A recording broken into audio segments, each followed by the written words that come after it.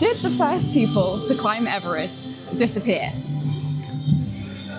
Today I'm going to tell you why we don't really know who the first person to climb Everest was. Welcome to another perspective on the past, the series where I tell you about history from places that you probably wouldn't expect. The first people that we know made it to the summit of Everest and back were Sir Edmund Hillary and Tenzing Norgay, and they did so in 1953.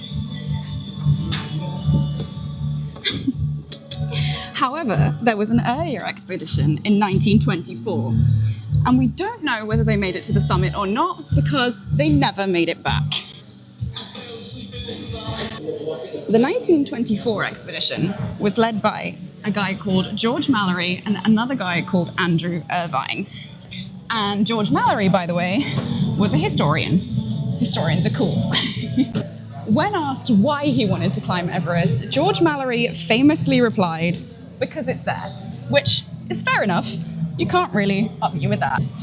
On Everest, bodies don't decompose. They simply remain there. And so in 1999, an expedition set out in an attempt to recover the bodies of Mallory and Irvine. Within hours of setting out on the expedition, they'd found Mallory. But Irvine is still missing, along with his camera, which they think he was carrying on him, which may have evidence of whether or not they'd ever actually reached the summit. If it's ever found, maybe we'll finally know who the first people to climb Everest were. And I can't figure out how to get up there. Spoiler, I did not get up there.